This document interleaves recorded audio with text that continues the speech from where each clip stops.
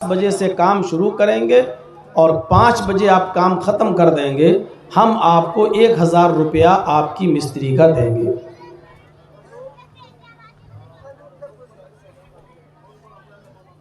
اس نے شرط لگائی، آپ نے اقرار کر لیا، ٹھیک ہے کل سے میں کام پہ آ جاؤں گا۔ اس نے کہا ٹھیک ہے۔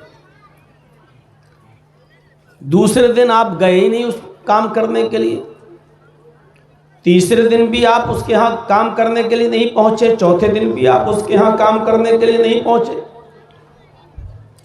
5ویں دن آپ جا کر مالک سے کہتے ہیں کہ لائیے بھائی ہماری مزدوری دیجیے۔ ایمانداری کے ساتھ دل پر ہاتھ رکھ کر بتائیے گا، کیا مکان مالک آپ کو مزدوری دے گا؟ نہیں دے گا۔ اس لیے نہیں دے گا کیونکہ آپ نے کام ہی نہیں کیا، بلکہ اگر آپ کورٹ میں مقدمہ کرتے ہیں کہ مالک ہماری مزدوری نہیں دے رہا ہے، اور ٹرائل چلے گا، جب مقدمہ چلے گا تو آپ مقدمہ کرنے کے بعد بھی پھنس جائیں گے، بلکہ الٹا آپ کے اوپر پینالٹی اور لگ جائے گی، جرمانہ اور لگ جائے گا، کیونکہ آپ کام پہ بھی نہیں گئے اور دوسرے آدمی کو آپ نے دھوکہ بھی دیا۔ وہ آپ کے انتظار میں کسی دوسرے مزدور کو نہیں بلایا، آپ نے اس کا نقصان بھی کیا، ایک تو کام نہیں کیا اور دوسرا اس کے وقت کو بھی برباد کیا۔ یہ اصول ہے۔ اللہ رب العالمین نے بھی ہمیں جنت دینے کا وعدہ کیا ہے، اقرار کیا ہے، میرے بندو جس مقام سے ہم نے تمہارے باپ آدم کو نکالا ہے، ہم وہ مقام تمہیں دوبارہ دے دیں گے، تمہیں ہم جنت دیں گے، لیکن میری شرط یہ ہے کہ تمہیں یہ عمل کرنا ہوگا، یہ کام تمہیں کرنا ہوگا۔ ہم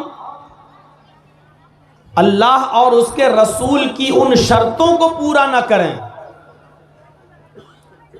اور جنت کو پانے کے لیے کوئی عمل ہی نہ کریں، اور قیامت کے دن اللہ تعالیٰ سے ہم یہ کہیں کہ اللہ تو مجھے جنت میں داخل کر، تو نے وعدہ کیا تھا کہ ہم جنت دیں گے، تو جنت کیوں نہیں دے رہا ہے؟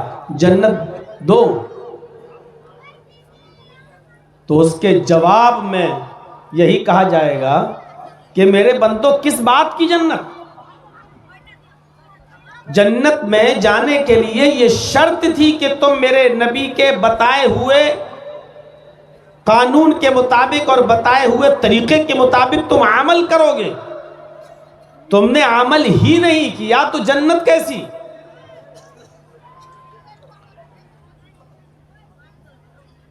کیا کوئی کہہ سکتا ہے کہ اللہ میں نے نماز پڑھی نہیں پڑھی، میں نے روزہ نہیں رکھا، میں نے دین پر عمل نہیں کیا تو کیا ہوا؟ میں مانتا تو تھا کہ نماز پڑھنا چاہیے، میں مانتا تو تھا کہ میں روزہ رکھنا چاہیے، میں مانتا تو تھا کہ اچھا کام کرنا چاہیے، ارے نہیں کیا تو کیا ہوا؟ میں نے انکار تو نہیں کیا، مانتا تو تھا کہ ہاں نماز پڑھنا چاہیے، روزہ رکھنا چاہیے، اچھے کام کرنا چاہیے، مانتا تو تھا۔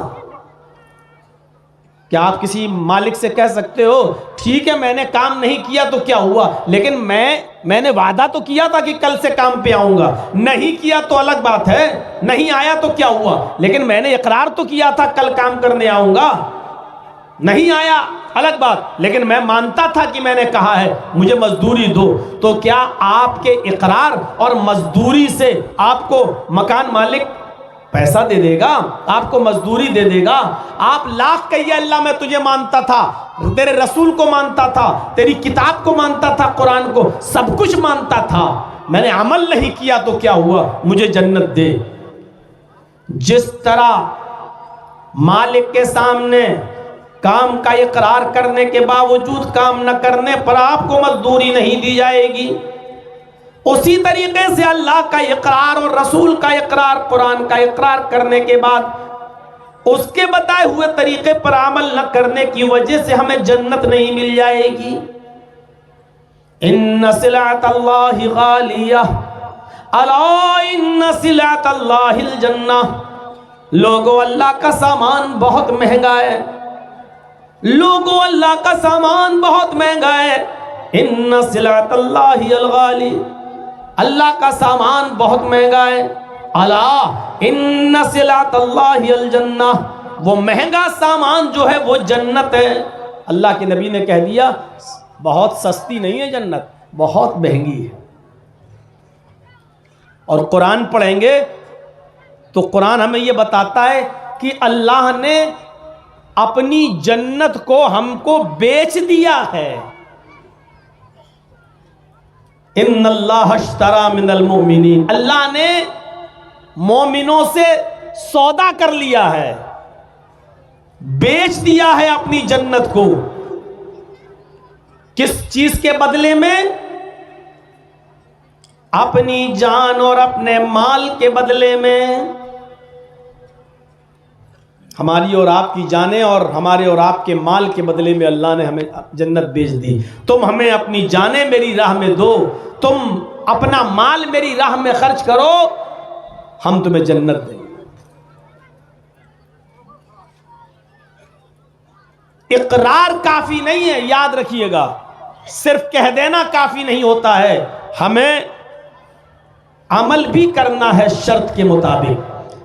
جب شرط پوری نہیں ہوگی تو مشروط بھی پورا نہیں ہوگا۔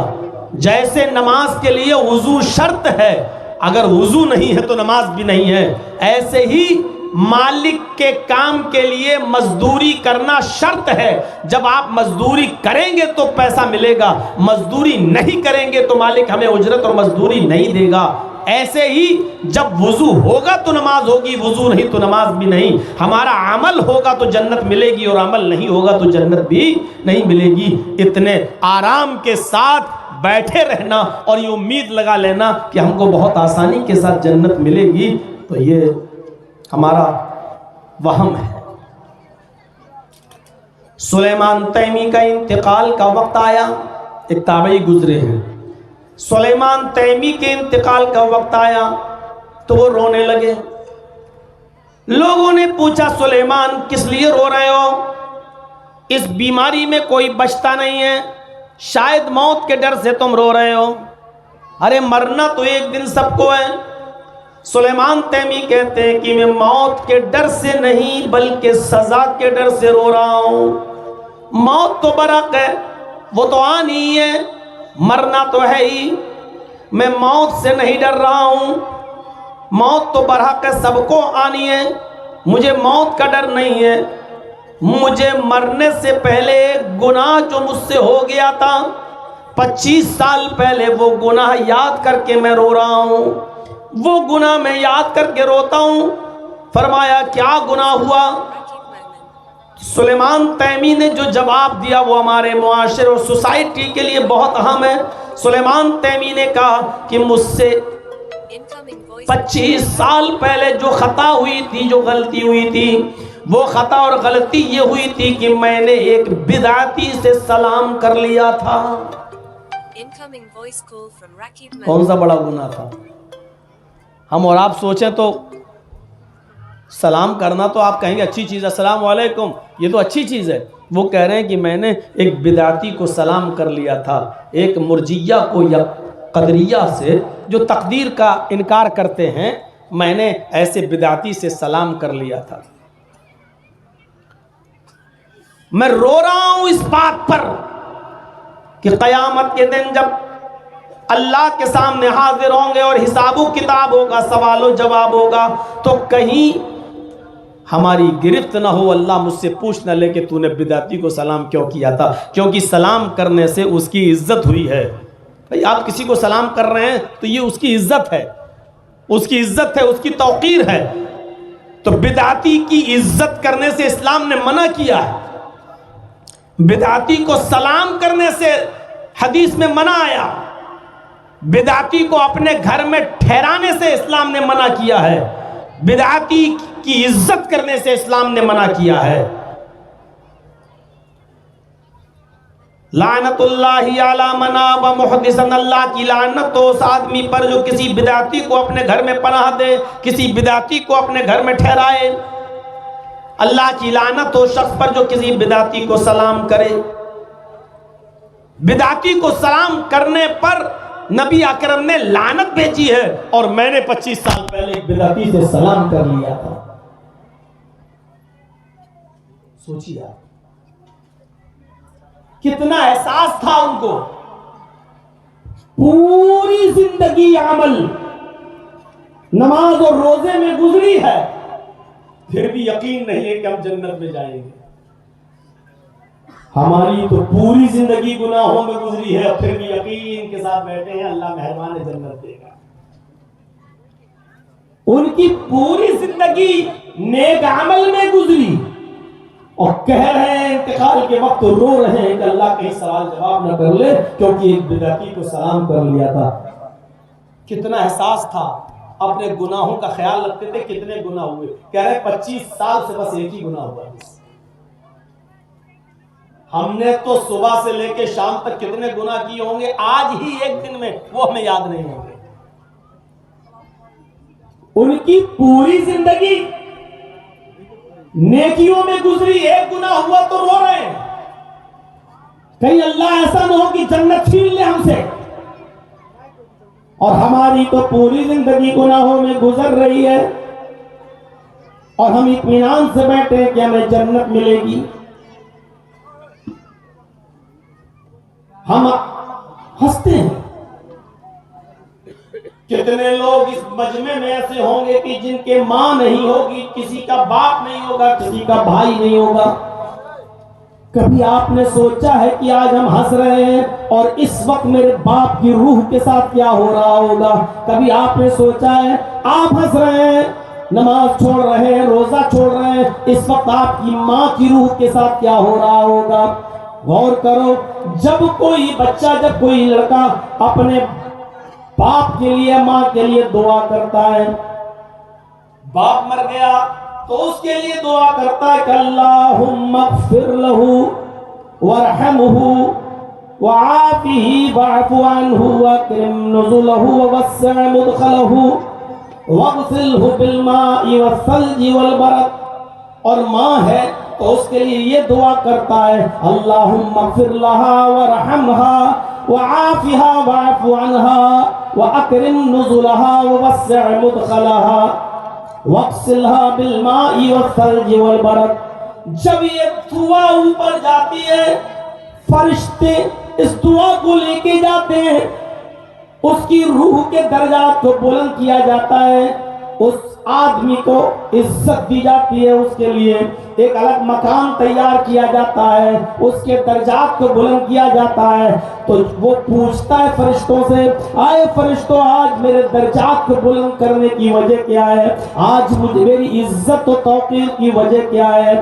آج میرا درجہ بلند کیا جا رہا ہے، آخر اس کی وجہ کیا ہے؟ اس کو بتایا جاتا ہے آج تیری اولاد نے تیرے لیے دعا کی ہے، آج تیرے بیٹے نے تیرے لیے دعا کی ہے، آج تیری بیٹی نے تیرے لیے دعا کی ہے. اس دعا کی برکت سے اللہ تیرے درجے کو بلند کر رہا ہے. مرنے کے بعد کوئی عمل آپ کو فائدہ نہیں پہنچائے گا سوائے نیک اولاد کے، یا آپ اپنی زندگی میں کوئی نیک کام کر رہے ہو. بس کسی فقیر کو، غریب کو کپڑا پہنا گئے، جب تک وہ کپڑا اس کے جسم پر رہے گا، مرنے کے بعد آپ کو ثواب ملتا رہے گا. آپ اپنی زندگی میں کوئی مسجد بنا گئے، جب تک لوگ اس مسجد میں نماز پڑھتے رہیں گے تب تک آپ کو ثواب ملتا رہے گا. یا پھر آپ کی اولاد آپ کے لیے صدقہ و خیرات کر دے. ایک صحابی ہے، کہا اللہ کے نبی صلی اللہ علیہ وسلم میری ماں کا انتقال ہو گیا ہے، کیا میں اس ماں کے لیے ایک مسجد بنا دوں تو کیا اس کو ثواب ملے گا؟ آپ نے فرمایا ہاں. ایک اور صحابی کہا اللہ کے رسول میرے باپ کا انتقال ہو گیا ہے، کیا میں اپنے باپ کی طرف سے صدقہ و خیرات کروں تو کیا ثواب ملے گا؟ آپ نے فرمایا ہاں. ایک اور صحابی کہا اللہ کے نبی میرے ماں باپ کا انتقال ہو گیا ہے، میں ان کے لیے ایسا کون سا کام کروں کہ انتقال کے بعد ان کو ثواب پہنچتا رہے، ان کے اوپر رحمت ہوتی رہے؟ اللہ کے نبی نے فرمایا تم لوگوں کے لیے پانی کا ایک کنواں کھدوا دو یا پانی پینے کا انتظام کروا دو. جب تک لوگ اسے پانی پیتے رہیں گے تمہارے ماں باپ کو ثواب ملتا رہے گا. کبھی آپ نے اپنے ماں باپ کے لیے یہ نیکیاں کی ہیں؟ کبھی آپ نے اپنے ماں باپ کے لیے دعا کی ہے؟ ہم نے دعا ہی یاد نہیں ہے. بس اللہ میرے باپ کو بخش دے، اللہ میرے باپ کو جنت دے، اللہ ان کی قبر کو، بس اس کے علاوہ آپ اپنی زبان میں بنگلہ میں بولتے ہوں گے، ہمارے یہاں اردو میں ہندی میں وہ لوگ دعا کرتے ہیں. ارے دعائیں بھی وہ یاد کرو جو اللہ کے نبی جناب محمد رسول اللہ صلی اللہ علیہ وسلم نے بتائی ہیں اور سکھائی ہیں. نام لے کر کہو قبر پہ اپنا باپ ہو، اللہم انا بی فی ذمتک، اے اللہ یہ میرے باپ کی قبر ہے، یہ تیرے ذمے میں پہنچ چکے ہیں. وحبل جوارک، تیرے پڑوس میں جا چکے ہیں، تیرے پاس پہنچ چکے ہیں. فقہی من فتنۃ القبر، اے اللہ ان کو قبر کے فتنے سے بچا، ان کو قبر کی مصیبت سے بچا. فقہی من فتنۃ القبر وعذاب النار، اور جہنم کے عذاب سے ان کو بچا لے، ان کی حفاظت فرما. وَأَنْتَ أَهْلُ الْوَفَاءِ وَالْحَقِّ، اور تو وفا والا ہے اور حق والا ہے. فاغفر له وارحمه انك انت الغفور الرحیم، تو ان کو بخش دے اور ان کی اوپر رحم فرما، یقیناً تو بہت ہی زیادہ بخشنے والا اور بہت ہی زیادہ رحم کرنے والا ہے. ابھی پوچھو کسی کو یہ دعا یاد ہے؟ کیا آپ جا کر کہہ سکتے ہو؟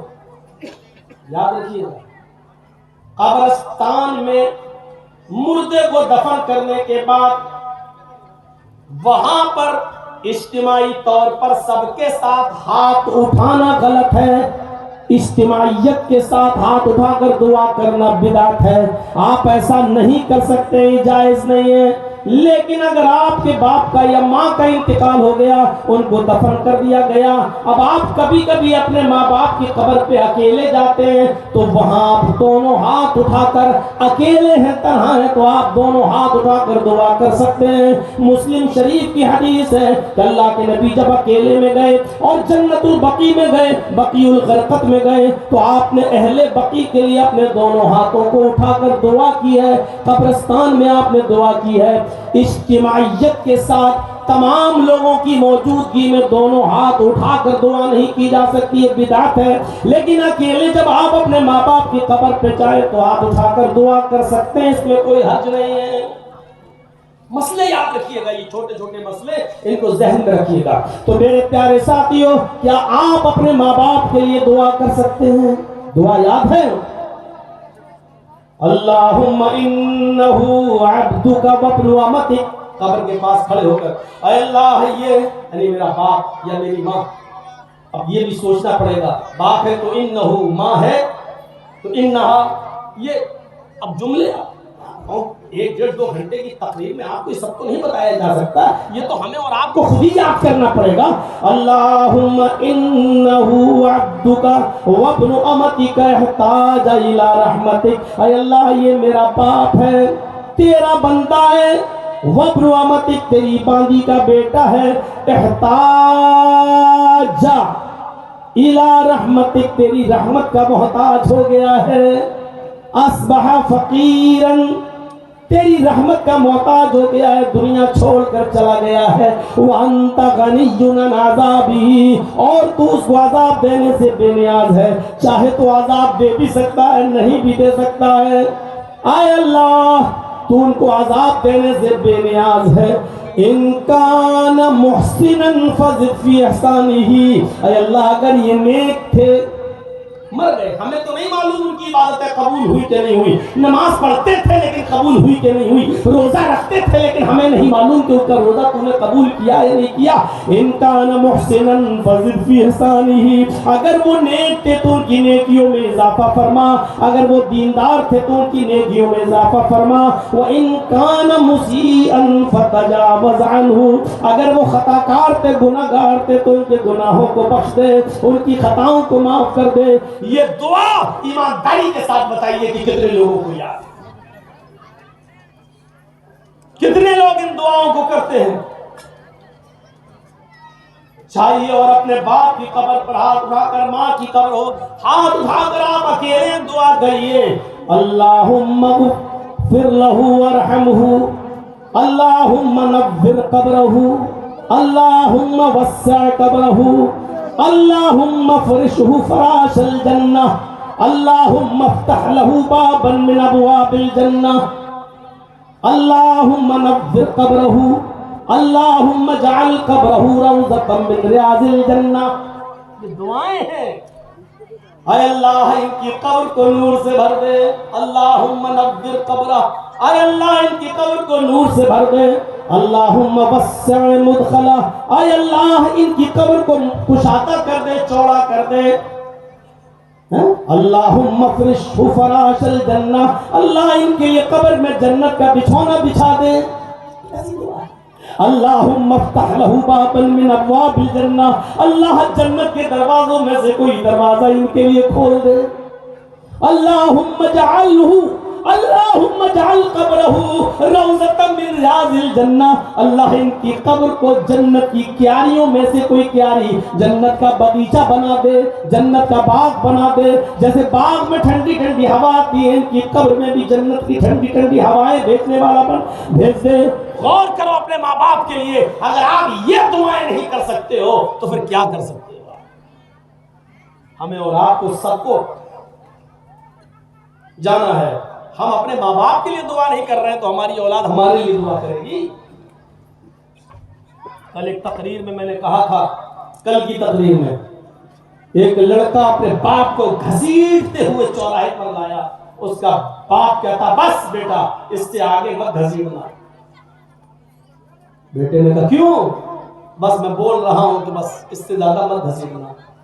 بیٹے نے کہا کیوں، کیا ہوا؟ ہم تو اور آگے لے جائیں گے۔ کہا میرے بیٹے اس سے آگے مت لے جاؤ، کیونکہ میں بھی اپنے باپ کو یہیں تک گھسیٹ کر لایا۔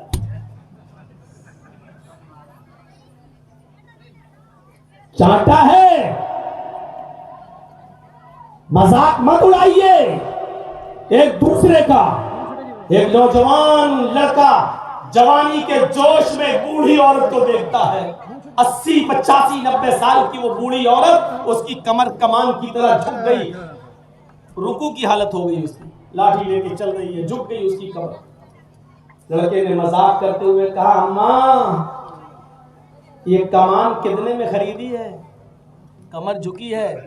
کمان دیکھا نا، تیر جب چھوڑا جاتا ہے تو کمان ایسی ہوتی ہے، یہاں سے ایسے مڑی ہوئی ہوتی ہے، ایسے یہاں تیر لگا کر ایسے پھینکا جاتا ہے، تو کمان جھکی ہوئی ہوتی ہے۔ تو اس لڑکے نے، نوجوان نے کہا ماں یہ کمان کتنے میں خریدی ہے؟ یعنی تیری کمر بالکل جھک گئی ہے، یہ کمان کتنے میں خریدی؟ بڑھیا مسکراتے ہوئے جواب دیتی ہے بیٹا گھبراؤ نہیں، چنتا مت کرو، میری عمر کو پہنچو گے تو فری میں مل جائے گی۔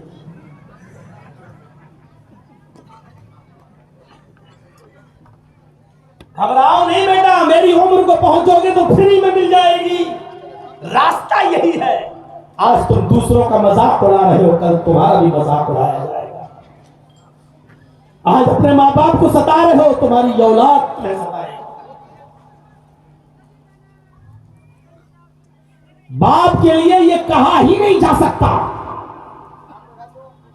کہ اللہ کے رسول میرے باپ ہم سے ہر وقت پیسوں کی ڈیمانڈ کرتے رہتے ہیں، میں کماتا ہوں باپ مانگ لیتے ہیں۔ تو اللہ کے نبی کا جواب یہ تھا تو کیا ہوا؟ انکا وَإِنَّ مَالَكَ لِأَبِيكَ، تو خود اور تیرا سارا کا سارا مال تیرا نہیں ہے، تیرے باپ ہی کا تو ہے۔ یعنی باپ نے اگر تجھے پیدا نہیں کیا ہوتا تو تو مال کا مالک نہیں بنتا، تو بھی اور تیرا مال سب باپ ہی کا مال تو ہے، سب باپ کے لیے ہے، کوئی کہہ نہیں سکتا۔ اسی لیے کوئی بیٹا شرعی نقطہ نظر سے اپنے باپ کو زکوٰۃ بھی نہیں دے سکتا۔ باپ چاہے کتنا غریب ہو، سب بیٹوں کو الگ الگ کر دیا، سب کے الگ الگ گھر بن گئے، سب کمانے لگے، باپ بہت غریب ہے، اب بیٹا چاہے کہ میں زکوٰۃ دے دوں، پیسہ ہے، باپ بہت غریب ہے، زکوٰۃ تو نہیں دے سکتا، اس لیے کہ بیٹوں کی کمائی باپ ہی کی تو ہے، بیٹوں کا مال تو باپ ہی کا تو ہے، اس لیے کوئی اولاد اپنے باپ کو زکات نہیں دے سکتی۔ شوہر اپنی بیوی کو زکات نہیں دے سکتا، اس لیے کہ بیوی کے کھانے پینے کی، پیسے لتے کی، کپڑے کی ساری ذمہ داری شوہر کے اوپر ہے۔ شوہر اپنی بیوی کو زکات نہیں دے سکتا، لیکن بیوی اپنے شوہر کو زکات دے سکتی ہے، کیونکہ بیوی کی کمائی بیوی کی ہے۔ اگر بیوی کچھ کام کرتی ہے ایکسٹرا اور کچھ کماتی ہے تو شوہر زبردستی نہیں لے سکتا ہے، بیوی کی مرضی ہے، وہ چاہے تو دے دے اور چاہے تو نہ دے۔ آپ کہہ نہیں سکتے ہوئے ہمیں دے پیسہ اتنا۔ اگر آپ کی بیوی سرکاری نوکری کر رہی ہے کہیں تو معاف کیجئے گا، اگر وہ آپ کو 1 روپیہ بھی نہ دے تو آپ زبردستی لے نہیں سکتے۔ آج عورتیں بہت خوش ہو رہی ہوں گی، مولانا نے بڑی اچھی بات بتائی ہے، ایسے ہی بتایا کریں ہمارے لیے، آج خوش ہو رہی ہوں۔ وہ دے دے الگ بات ہے، شوہر غریب ہے تو دے دیتے ہیں، لیکن اگر شوہر زیادہ ہی غریب ہے تو وہ زکات بھی دے سکتی ہے بیوی۔ مان لیجئے پورے سال میں 50,000 روپے مہینہ ملتا ہے، 50,000 روپے مہینے کے حساب سے پورے سال میں جوڑو کتنا ہو گیا؟ 6 لاکھ روپے۔ اب 6 لاکھ کا حساب کتاب جوڑو گے تو اس میں بہت آسانی سے 52.5 تولے چاندی آ جائے گی۔ آپ کے ہم بھری بولتے ہیں، 52.5 تولہ، تقریباً 585 گرام چاندی بہت آرام سے آ جائے گی۔ اس کا مطلب یہ ہے کہ بیوی اب صاحب نصاب ہو گئی ہے، اس کی اوپر زکات فرض ہو گئی۔ اگر وہ 1 سال ہو گیا اس پیسے کو، سونا ہو نہ ہو، چاندی اس کے پاس ہو یا نہ ہو، اگر 6 لاکھ روپیہ 5 لاکھ روپیہ اس کے پاس ہے اور اس میں 585 گرام چاندی آ رہی ہے تو اس کے اوپر زکات اور فرض ہے، وہ دے سکتی ہے۔ اب زکات کس کو دے؟ ضرورت مند کو۔ اگر سمجھتی ہے کہ میرا شوہر غریب ہے تو اس کو بھی دے سکتی ہے۔ جج صاحب کو اس کی بیوی نے، مثال دے رہا ہوں، اللہ نہ کرے کہ یہ دن آئے، اگر جج صاحب کو اس کی بیوی نے زکات دے دی، لائیے 30,000 روپے ہمارے زکات کے نکلنے، لیجیے ہم آپ کو دے رہے ہیں۔ اب جرجیز صاحب اسی میں سے اپنی بیوی کو کھلائیں گے، پلائیں گے، اپنے بچوں کو بھی پڑھائیں گے، لکھائیں گے، وہی زکات کا پیسہ جو اس نے مجھے دیا میں اسی پر خرچ کروں گا، اور وہ ہماری خرچ میں سے کھائے گی پیے گی، اس کے لیے زکات نہیں، وہ تو اس کا حق ہے۔ شوہر کو زکات دے رہی ہے، جائز ہے، اور شوہر اسی میں سے کھلا رہا ہے تو بیوی کھائے گی کیونکہ اس کا حق ہے، وہ اس کے لیے زکات نہیں مانی جائے گی، کیونکہ شوہر کی وہ ذمہ دار ہے اپنی بیوی کو کھلانے کا، وہ اپنے شوہر سے اپنا حق کھا رہی ہے، نہ کہ زکات، تو اس کے لیے جائز ہے۔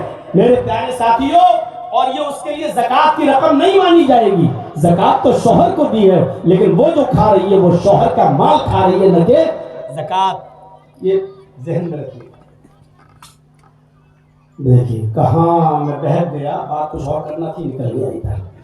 میرے بھائیوں، میں کہہ یہ رہا تھا کہ عہد و پیمان، اقرار، شرط، یہ چیز ہونی چاہیے۔ آپ نے اقرار تو کیا لیکن شرط پوری نہیں کی تو آپ کو پیمنٹ نہیں ملے گا۔ اور شرط کیا ہے؟ محمد رسول اللہ صلی اللہ علیہ وسلم نے ہمیں جو طریقہ بتا دیا، جس طریقے سے بتا دیا وہی طریقہ ہمیں اپنانا ہے، وہی ہے۔ ایک چیز اور بتا دوں آپ کو، نماز پڑھنا عبادت نہیں ہے، نماز کو رسول اللہ کے طریقے پر پڑھنا عبادت ہے، سمجھ گئے نا؟ روزہ رکھنا عبادت نہیں ہے، روزے کو رسول اللہ کے طریقے پر رکھنا عبادت ہے۔ قربانی عبادت نہیں ہے، قربانی نبی کے طریقے پر کرنا یہ عبادت ہے۔ اللہ کے رسول نے فرمایا عید الاضحیٰ، قربانی کی یوم النحر کے دن، یعنی 10ویں تاریخ کو، 10ویں ذی الحجہ کو آپ نماز کے بعد قربانی کریں گے، نماز کے بعد قربانی کریں گے۔ اب کوئی شخص اگر نماز سے پہلے قربانی کر لے، بھلے ہی وہ سارا جانور غریبوں میں بانٹے، بھوکوں کو کھلائے، پیاسوں کو، بھلے ہی غریبوں میں دے لیکن اس کی قربانی نہیں مانی جائے گی. نماز کے بعد کر رہا ہے تب بھی غریبوں کو گوشت کھلائے گا, اور نماز سے پہلے کر لیا تب بھی غریبوں کو کھلائے گا, اور غریبوں کو دے رہا ہے لیکن اس کو ثواب نہیں ملے گا. کیوں؟ کیونکہ اس نے قربانی تو کی لیکن محمد رسول اللہ کے طریقے کے مطابق قربانی نہیں کی. نماز پڑھنا عبادت نہیں, نماز کو رسول اللہ صلی اللہ علیہ وسلم کے بتائے ہوئے طریقے پر پڑھنا عبادت ہے. اب آپ فجر کی نماز کے بعد مسجد میں بیٹھ کر کوئی نفل پڑھ کے دکھائیے, نہیں پڑھ سکتے, گناہ پڑے گا.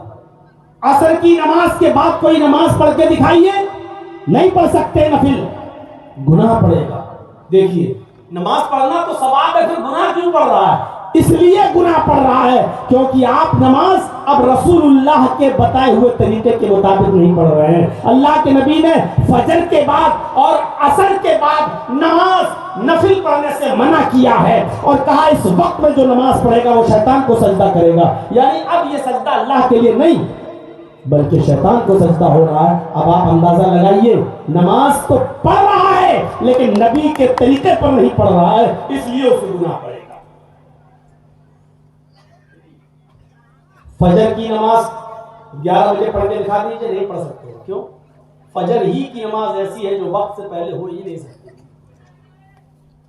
ظہر کی نماز وقت سے پہلے نہیں ہو سکتی ہے. ظہر میں عصر تو کبھی کبھی پڑھی جا سکتی ہے. اللہ کے رسول صلی اللہ علیہ وسلم ظہر اور عصر کبھی کبھی احیاناً کا لفظ بخاری و مسلم میں کبھی کبھی ظہر کے ساتھ عصر پڑھ لیا کرتے تھے. نہ بارش ہوا کرتی تھی نہ سفر میں ہوا کرتے تھے, بلکہ کبھی کبھی آپ بلا کسی عذر کے اور بلا کسی بیماری کے اور بلا کسی وجہ کے ظہر کے ساتھ عصر ملا لیا کرتے تھے, اور کبھی کبھی مغرب کے ساتھ عشاء بھی پڑھ لیا کرتے تھے. نہ بارش نہ موسم خراب, کچھ نہیں, بلا وجہ آپ ایسی پڑھ لیا کرتے تھے. لہٰذا اگر کوئی شخص کبھی کبھی ظہر اور عصر دونوں ایک ساتھ پڑھ لے تو کوئی حرج کی بات نہیں, اور کبھی کبھی مغرب کے ساتھ عشاء بھی پڑھ لے تو کوئی حرج کی بات نہیں. کبھی کبھی معمول نہیں بنانا چاہیے. ہاں اگر سفر میں ہے تو مغرب اور عشاء ایک ساتھ پڑھ سکتا ہے, سفر میں ہے تو ظہر اور عصر ایک ساتھ پڑھ سکتا ہے, جائز ہے. اور اپنے وطن میں اپنے گھر میں ہے اپنے بستی میں ہے تو کبھی کبھی ظہر اور عصر ایک ساتھ اور کبھی کبھی مغرب اور عشاء بھی ایک ساتھ پڑھ سکتا ہے, اس کی نماز ہو جائے گی, کوئی حرج نہیں ہے. اس میں پوری ایک یہ پوری طریقہ بتا دیا گیا. تو نماز بھی ہمیں پڑھنا ہے تو نبی کے طریقے پر پڑھنا.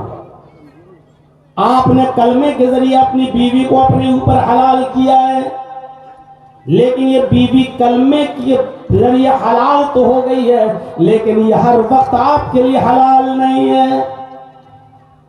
اگر آپ روزے کی حالت میں ہو تو بیوی کے قریب نہیں جا سکتے. دیکھیے وہی بیوی جو کلمے کے ذریعے آپ نے حلال کی ہے, لیکن روزے کی حالت میں اگر آپ نے اس سے ملاقات کر لی, ملاقات کا مطلب دعا سلام نہیں, اور آپ اتنے سمجھدار ہیں, سمجھ رہے ہوں کہ میں کہنا کیا چاہ رہا ہوں. اگر آپ نے اس سے جسمانی تعلق حاصل کر لیا, اگرچہ وہ آپ کی بیوی ہے لیکن اتنا بڑا جرم آپ نے کر ڈالا ہے کہ آپ اس روزے کو تو پورا کریں گے ہی کریں گے, لیکن اس کے بعد ایک سزا بھی آپ کو پوری کرنا پڑے گی, اور اس سزا کو پائے بغیر آپ اپنی بیوی کو بیوی نہیں بنا سکتے ہو, آپ اس کے قریب نہیں جا سکتے ہو. اور وہ سزا یہ ہے کہ آپ کو ایک غلام آزاد کرنا پڑے گا, اور غلام آزاد کرنے کی طاقت نہ ہو تو 60 روزے پے در پہ مسلسل رکھنا پڑیں گے, اور 60 روزے رکھنے کی بھی طاقت نہ ہو تو 60 محتاجوں کو اور مسکینوں کو کھانا کھلانا پڑے گا. اور جب تک 60 مسکینوں کو کھانا نہ کھلا دو آپ بیوی کے قریب نہیں جا سکتے. اس وقت تک کے لیے آپ کی بیوی اب آپ کے لیے حرام ہو چکی ہے. لیجیے, اب آپ سوچ رہے 60 روزے رکھ لیں گے, چلو روزہ رکھ رہے ہیں 60, آج 10 روزے ہو گئے. اب آپ سوچو کہ روزے میں تو بیوی حرام ہے, چلو لیکن رات میں تھوڑی حرام ہے, ہم تو روزے رکھ ہی لیں گے, ساتھ رات میں مل لو. نہیں, جب تک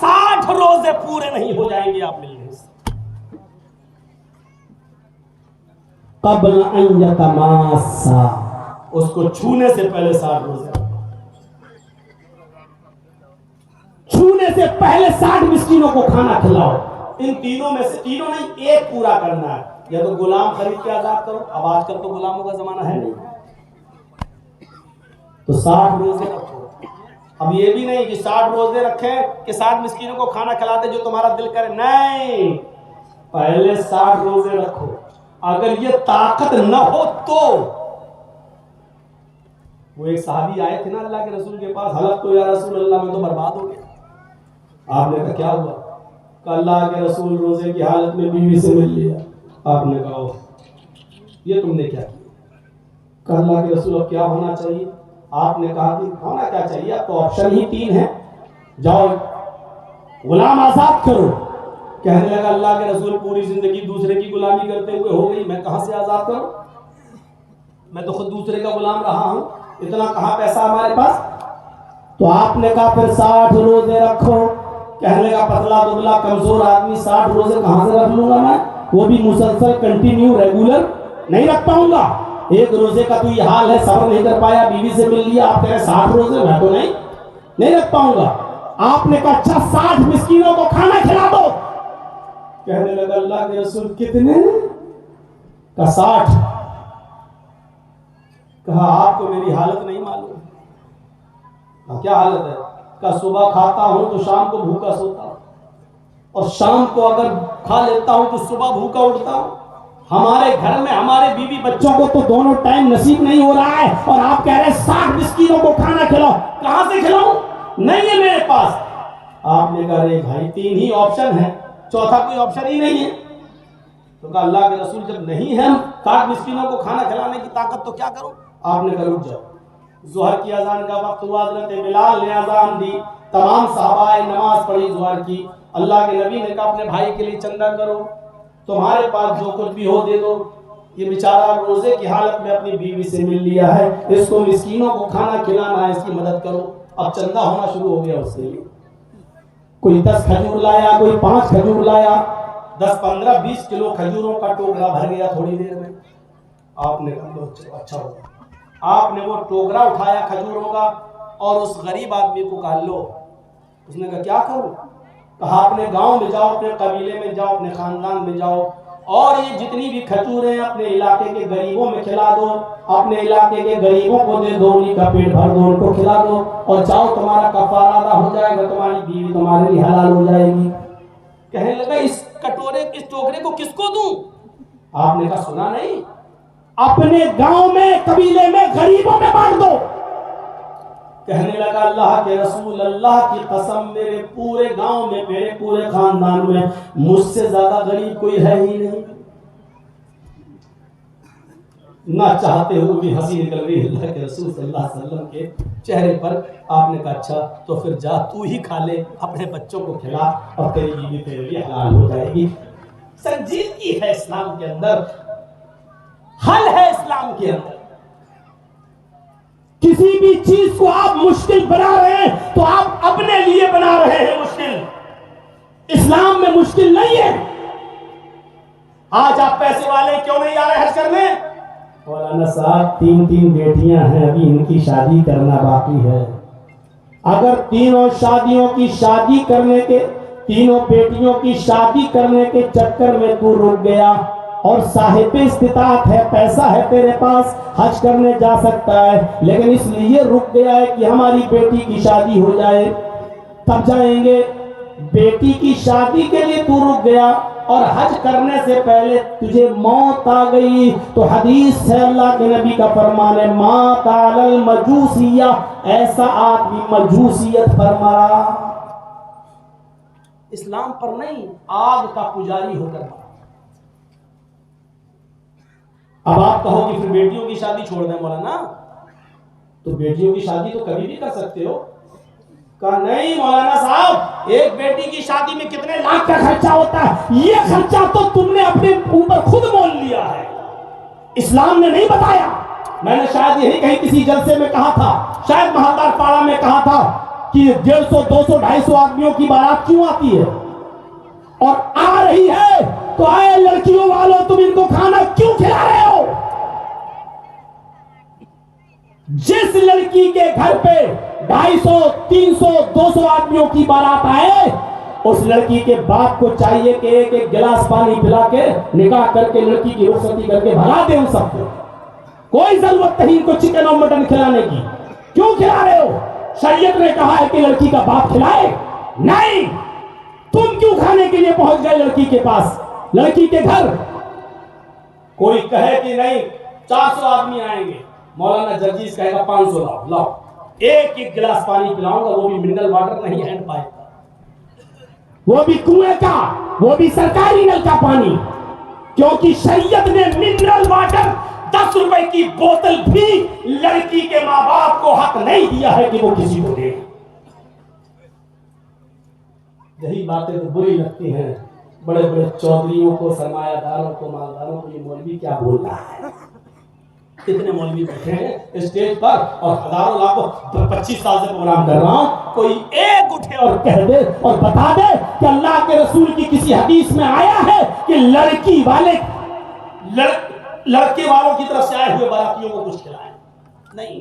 اور میرے سامنے ایسی ایسی مثالیں موجود ہیں. مفسر قرآن مولانا عبدالقیوم صاحب رحمانی جو یو پی کے رہنے والے تھے اور 90-95 سال کی عمر میں ان کا انتقال ہوا. کہیں جلسے میں گئے تھے، ان کو یہی نہیں معلوم کہ آج میری بیٹی کی شادی ہے. وہ آئے، ایک پیجامہ ادھر جا رہا ہے، دوسرا پیجامہ ایسے چھڑی لے کے چلے گئے. لوگوں کو بیٹھے ہوئے گھر میں دیکھا ہے، کیوں آئے ہو بھائی، ہمارے گھر میں آج اتنی بھیڑ کیوں؟ تو مولانا صاحب آج آپ کی بیٹی کی شادی ہے، ہم لوگ رخصتی کرانے آئے ہیں، نکاح. اچھا آج اتنی تاریخ ہے؟ کہاں؟ اچھا، ارے تو کیا ہوا؟ نکاح ہوا ہے ابھی؟ کہے لڑکی کے باپ تو آپ ہیں، آپ اجازت دیں گے تب نا. کہا کہ میں اجازت تو دوں گا، ولی ہوں، لیکن لڑکی تو پہلی بتا چکی ہے، راضی ہے، تیار ہے، تو چلو نکاح بڑھاؤ. اور جیسی نکاح ہوا تو انہوں نے کہا کہ اب بیٹھے کس لیے؟ جاؤ. لڑکے والوں سے کہا تمہارے ساتھ 2-4 عورتیں آئی ہیں نا، کہا جائیں ہمارے گھر میں بیٹی کو لے کے جائیں، اپنے گھر چلی جائیں، لے جائیں. انہوں نے صرف ایک ایک گلاس پانی سب کو پلایا تھا جتنے لوگ آئے تھے. میں خود جانتا ہوں. سب لوگ اگر ایسا کرنا شروع کر دینا، برات اپنے آپ ختم ہو جائے گی. لڑکی والے اگر ایسا کرنا شروع کر دیں، سب ختم. اس میں حاجی اور نمازی زیادہ ماحول بگاڑے ہوئے ہیں. داڑھی لمبی سعودی عرب کا رومال ڈالا تھا، کہاں جا رہا؟ بارات میں جا رہا، پان منہ میں کھا رہا ہے، میں رکھا ہوا ہے. ارے صاحب کہاں جا رہا؟ بارات میں جا رہے ہیں. یہ حاجی سب سے بڑا مجرم ہے. بارات میں جا رہے ہیں. ابے بارات کا حکم کیا تیرے باپ نے دیا ہے؟ شریعت میں کہاں سے آیا؟ جا رہا سعودی عرب کو رومال ڈال کے، لگتا ہے یہی سب سے بڑا مولوی. بارات میں جا رہا ہے، ایسے کر کے پان کھا رہا، تمباکو کھا رہا، بارات میں جا رہے ہیں. اور یہ بھائیو، شریعت نے آسانیاں پیدا کی ہیں، ان آسانیوں کا فائدہ اٹھاؤ. کتنی آسانی! اللہ کے رسول مجھ سے زیادہ غریب کوئی ہے ہی نہیں. آپ نے کہا جا، ہنسی آ گئی، جا تو کھا لے اپنے بچوں کو کہتے ہیں، اور دھیرے دھیرے حالات ہو جائے گی. جا لے جا. ایک عورت اللہ کے نبی کے پاس آتی ہے اور کہتی ہے کہ اللہ کے رسول، میں اپنے آپ کو آپ کو ہبا کر رہی ہوں، میں اپنے آپ کو آپ کو ہبا کر رہی ہوں، میں آپ کے ساتھ شادی کرنا چاہتی ہوں. دیکھیے ایک عورت کہہ رہی ہے میں آپ کے ساتھ شادی کرنا چاہتی ہوں. یہ دلیل ہے اس بات کی کہ کوئی لڑکی بھی کسی لڑکے سے ڈائریکٹ کہہ سکتی ہے کہ میں تمہارے ساتھ نکاح کرنا چاہتی ہوں. آپ کا کیا ارادہ؟ لیکن ایک بار رات بھر موبائلوں پہ نہیں. وہ آئی اور بیٹھ گئی، کہا اللہ کے رسول میں آپ سے نکاح کرنا چاہتی ہوں. اللہ کے نبی خاموش. اس نے پھر کہا اللہ کے نبی آپ نے سنا نہیں، میں آپ سے شادی کرنا چاہتی ہوں. آپ پھر خاموش. بخاری کتاب النکاح آپ نے، وہ پھر کہنے لگی اللہ کے نبی آپ جواب تو دیجیے ہاں یا نہیں، میں آپ سے نکاح کرنے کے لیے آئی ہوں، میں چاہتی ہوں، میں اپنے آپ کو آپ کے حوالے کر رہی ہوں. آپ کی خاموشی دیکھی تو ایک صحابی بولے کیا ہو گیا آپ کو؟ ہاں نا کا جواب دیجیے اس کو. اللہ کے رسول اگر آپ کو نہیں کرنا ہے تو پھر میرے ساتھ کرا دیجیے، مجھے ضرورت ہے. تو اللہ کے رسول نے صحابی کو دیکھا، اس عورت سے کہا دیکھو میں تو نہیں کر پاؤں گا، اپنے تم اگر اس کے ساتھ کرنا چاہو تو کر لو، اس کو ضرورت ہے۔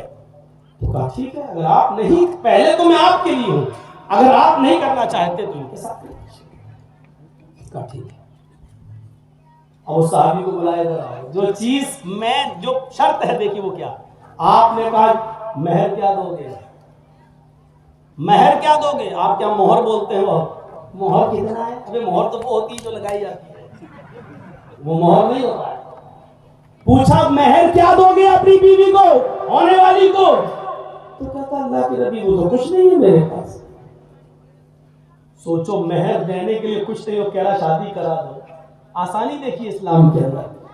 اے اللہ کے نبی نہیں ہے میرے پاس، ما عندی شیء، کچھ نہیں ہے دینے کے لیے۔ آپ نے کہا اچھا ایک کام کرو، معمولی سی چیز مانگ لی، معمولی سی۔ آپ نے کہا گھر جاؤ اور کوئی چیز مل جائے تو لے کر آؤ، جو بھی ہو۔ وہ گیا اور گھر سے لوٹ کر آیا تو کہتا ما وجدت شیئا یا رسول اللہ، کوئی چیز نہیں ملی گھر میں۔ آپ نے کہا اچھا دوبارہ جاؤ۔ اس نے کہا جب کچھ ہے ہی نہیں تو کیا کروں؟ آپ نے کہا بہت معمولی سی چیز، التمس خاتما من الحدید، لوہے کی انگوٹھی مل جائے تو وہی لے آؤ، لوہے کی، سونے کی نہیں، چاندی کی نہیں، لوہے کی۔ جلسے کے بعد میلہ لگا ہوگا، وہاں بک رہی ہوگی 2 روپے کی، 3 روپے کی، لوہے کی انگوٹھی، جاؤ یہی لے آؤ۔ وہ اپنے گھر دوبارہ گئے، گھر میں پوچھا، لوٹ کے آئے، کہتے ماں وجدت خاتما من الحدید، اے اللہ کے رسول لوہے کی انگوٹھی بھی نہیں ملی مجھے۔ اچھا تو کیسے تمہارا نکاح ہوگا؟ بھائی اس کو مہر تو کچھ دینا پڑے گا، شروعات ہی میں مہر۔ ابھی ایسی بہت سی ماں بہنیں بیٹھی ہوں گی جن کی شادیوں کے 25 30 سالیں گزر گئی ہوں گی اور ابھی تک ان کو مہر نہیں ملا،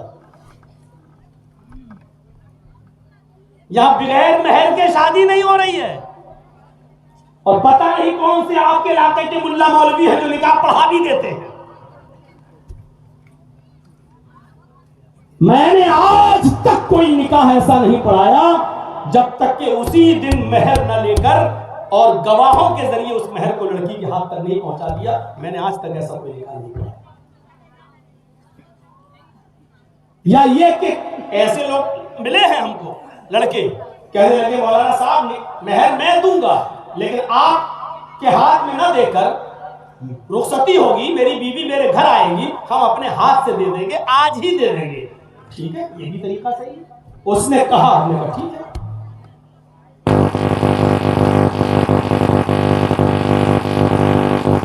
تو کیا اللہ کے رسول نہیں ملی مجھے، لوہے کی انگوٹھی بھی نہیں؟ تو آپ نے کہا کچھ نہیں ہے تمہارے پاس، کیسے نکاح ہوگا؟ کہنے لگا ہاں یہ چیز ہے میرے پاس۔ اوفو، چیز بھی بتائی تو کیا بتائی؟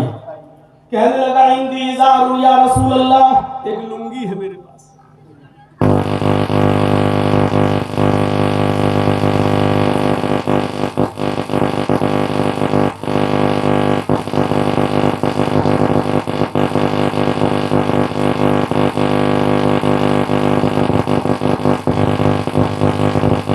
ہو گیا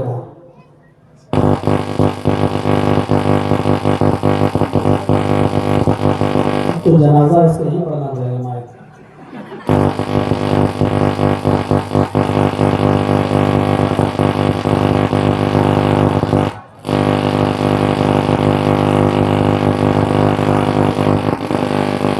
اوہ آپ لوگ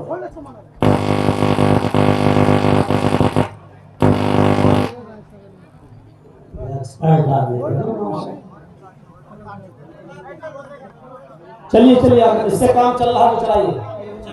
ہاں، آپ کی سے اگر گڑبڑ ہوگا تو آپ کو پیسہ رک رک کے ملے گا اگلے سال تک۔ تو سنیے میرے بھائیوں، اس نے کیا کہا؟ ایک چیز ہے میرے پاس، اللہ کے رسول، کیا کہ عندی ازار، ایک لنگی ہے میرے پاس۔ اور آپ نے کہا اچھا نہیں، کہ نہیں پرانی، کیا کرتے ہو؟ کہ گھر پہ جاتا ہوں، سوتا ہوں تو پہن لیتا ہوں۔ لنگی بھی بتائی تو کون سی جو روز پہن کے سوتا ہے؟ پرانی. آپ نے کہا چلو پرانی بھی چل جائے گی, دے دو مہر میں. کہنے لگا اس کو دے دوں گا تو پھر میں کیا پہنوں گا؟ تو آپ نے کہا پھر بتا کیوں رہے ہو؟ تو بتا رہا ہوں آدھی دے دوں گا پھاڑ کے, آدھی سے اگر کام چل جائے تو آدھی دے دوں گا, نصف لی و نصف اللہ, آدھی میرے لیے آدھی اس کے لیے. اللہ کے نبی نے کہا آدھی تو بیکار ہو جائے گی, جب پھاڑ دو گے تو آدھی تو اس کی کسی کام کی نہیں رہے گی, اور آدھی میں تو بھی کیا کرے گا؟ تو اس نے کہا میں کچھ کروں نہ کروں, کم سے کم کہیں تھک جاؤں گا, بچھا کے بیٹھ تو جاؤں گا, میں پوری نہیں دے سکتا. اللہ کے رسول نے کہا اگر دینا ہو تو پوری, تو نہیں دینا تو چھوڑ دو. کہ پوری تو نہیں دے سکتا ہوں, نکاح ہو یا نہ ہو. بیٹھ گیا, اٹھ کے جانے لگا. آپ نے کہا کہاں جا رہے ہو؟ اللہ کے رسول کچھ نہیں ہے, لوہے کی انگوٹھی تک نہیں ہے, لنگی ہے تو آدھی آپ لے رہے ہیں مہر ماننے کے, تو ہم کیا کریں؟ جا رہے ہیں, کھیتی باڑی کریں گے, جا رہے ہیں اپنے باغ میں. اللہ کے نبی نے کہا ذرا یہ بتاؤ تمہیں قرآن کتنا یاد ہے؟ سب لوگ سنیے گا, اے شریعت دیکھیے, آسانی دیکھیے, تمہیں قرآن کتنا یاد ہے؟ کہا اللہ کے نبی صلی اللہ علیہ وسلم مجھے قرآن کی سورہ ملک یاد ہے, سورہ حشر یاد ہے, سورہ جمعہ یاد ہے, سورہ منافقون یاد ہے, سورہ قیامہ یاد ہے, سورہ دہر یاد ہے, سورہ نبا یاد ہے. اتنی صورتیں یاد ہیں تم کو؟ ہاں. آپ نے اس عورت سے پوچھا, عورت اس آدمی کے پاس نقد دینے کے لیے کچھ نہیں ہے, کیا قرآن کی یہ صورتیں تجھے یاد ہیں؟ اس نے کہا نہیں. آپ نے فرمایا اگر قرآن کی یہ صورتیں وہ تجھے سکھلا دے اور تجھے یاد کرا دے اور یہی تیرا مہر ہو جائے تو کیا اس مہر کو تو قبول کرتی ہے؟ کیا قرآن کی ان صورتوں کو اپنا مہر ماننے کے لیے تیار ہے؟ کہنے لگی اللہ کے نبی جس کے نکاح میں قرآن کی صورتیں مہر بن جائیں اس سے زیادہ پاکیزہ اور بابرکت نکاح کس کا ہو سکتا ہے؟ مجھے یہ صورتوں کا مہر بنانا پسند ہے. آپ نے اس عورت کا نکاح وہیں پڑھا دیا.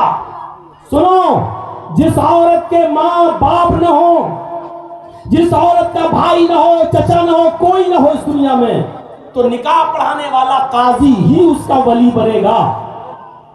بغیر ولی کے عورت نکاح نہیں کر سکتی ہے. یاد رکھیے باپ زندہ ہے تو باپ ہی ولی بنے گا. باپ اگر پاگل ہے دماغی طور پر تو پھر چچا ولی بنے گا, اور چچا نہیں ہے تو بیٹا ہی لڑکی کا بھائی ولی بنے گا. بہرحال خون کا کوئی رشتہ ہو وہی ولی بنے گا. اس کے بنا اگر کوئی لڑکی شادی کرتی ہے تو وہ حرام مانی جائے گی. اگر اپنے ماں باپ سے بھاگ کر کورٹ میرج کر کے رہ رہی ہے تو اللہ کی قسم حرام ہے رشتہ.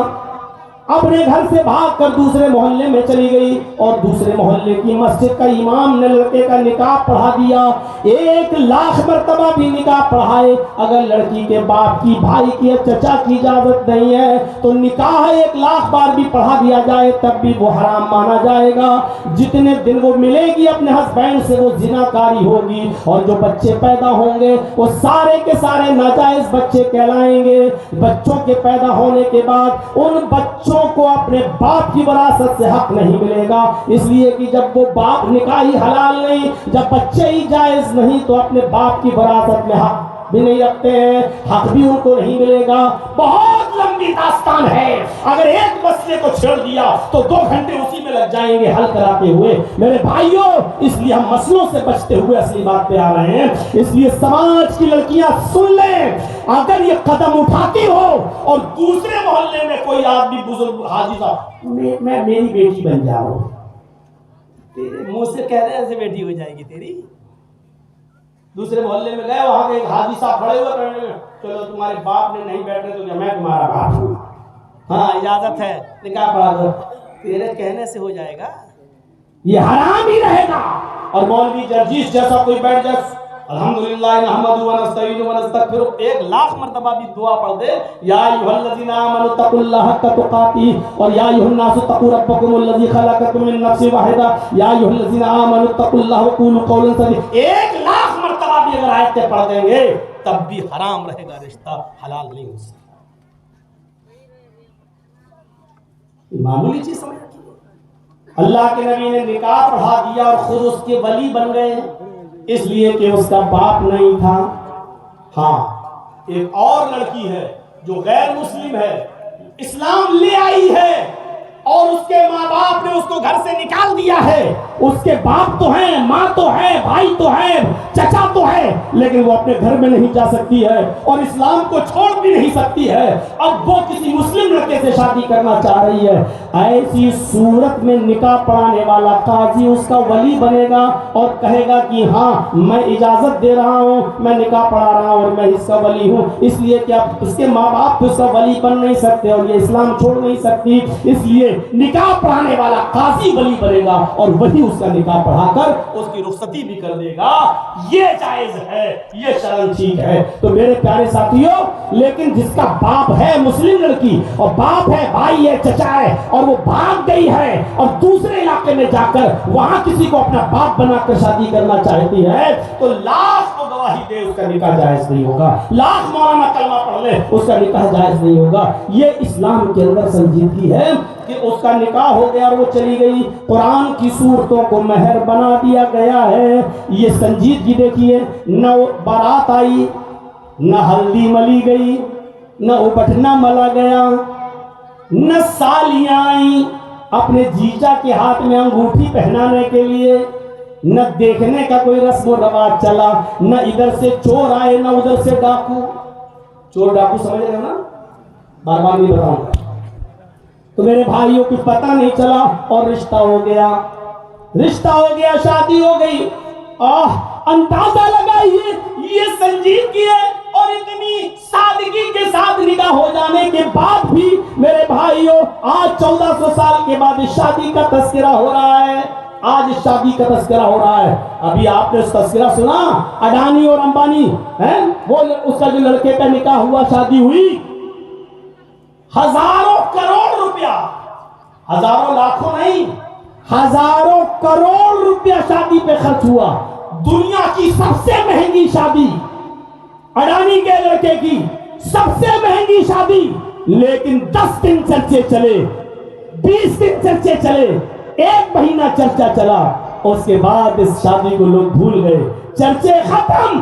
لیکن اس سادگی کی شادی کے تذکرے آج 1400 سال, 1500 سال کے بعد اس شادی کے تذکرے ہو رہے ہیں. میرے بھائیوں سنجیدگی کے ساتھ نکاح کریے اور اس نکاح کو جائز بنائیے, خرافاتوں سے بچیے. جس طرح یہ 1 گلاس پانی ہے نا, 1 گلاس, ابھی کوئی بچہ پیشاب کر رہا ہو اور اچانک ایک پیشاب کا قطرہ اس گلاس پانی میں آ جائے, اس میں 1 بوند پیشاب کیا جائے, تو کیا یہ آپ پانی پی لو گے؟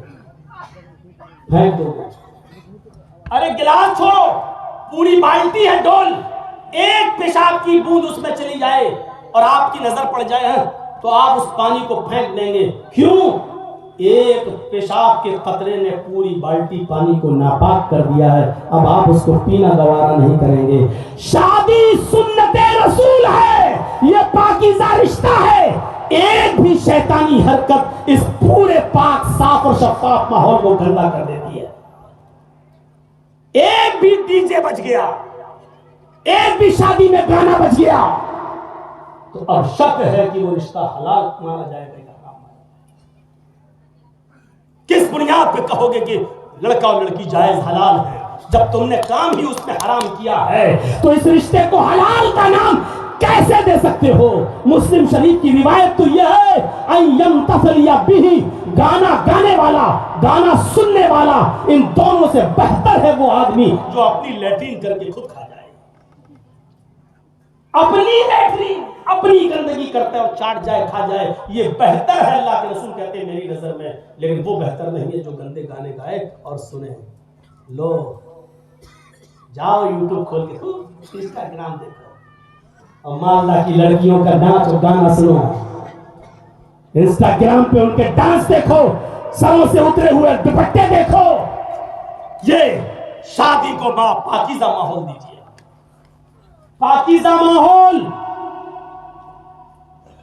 اب وہ حاجی حج کرنے اس لیے نہیں جا رہا ہے, پیسہ تو ہے کیونکہ میرے بیٹی ہے, میرا بیٹا, ابھی اس کی شادی کر دیں گے تب جائیں گے. یہ تم نے مصیبت مول لی ہے جہیز کی, ورنہ اسلام کے اندر تو جہیز ہے ہی نہیں. اس لڑکی کو نکاح کر کے لے گئے. اسلام میں ہے ہی نہیں. میں جس علاقے سے بھی آ رہا ہوں بہار سے, چلتا ہے جب تک پلسر یاما 5-6 لاکھ روپے کا چیک لڑکے کو نہ تو شادی نہیں ہوتی ہے. اِنَّا زَمَن نِکَاحِ بَرْکَتًا ایسرھا مؤونتاً, اللہ کے نبی کہتے ہیں سب سے زیادہ پاکیزہ نکاح اور سب سے زیادہ بابرکت نکاح وہ ہے جس شادی کے اندر خرچہ سب سے کم ہو, جس کے اندر خرچہ سب نیل ہو, خرچے کا نام نہ ہو, یہ خرچہ نام کی کوئی چیز نہ ہو. یہی کلکتہ کی سرزمین ہے میرے بھائیوں. آج سے 25 سال پرانا وہ منظر اٹھاؤ, لڑکی کے باپ کا نام سلیم, لڑکی کا نام جمیلہ, اس کی بہن کا نام فاطمہ. غربت کی وجہ سے شادی نہیں ہوتی تھی, جو آتا تھا غربت دیکھ کر رشتہ کینسل کر دیا جاتا تھا. ایک جگہ رشتہ لگ گیا, سلیم صاحب خوش ہے میری بیٹی کا رشتہ ہو گیا. شادی میں 1 مہینہ رہ گیا, لڑکے والے نے جہیز کی ایک لسٹ دے دی.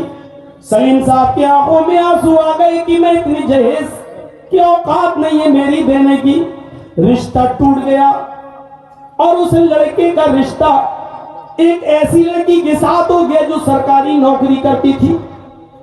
جب سرکاری نوکری والی لڑکی اس کو ملی تو اس نے سلیم صاحب کی بیٹی سے رشتہ کینسل کر دیا.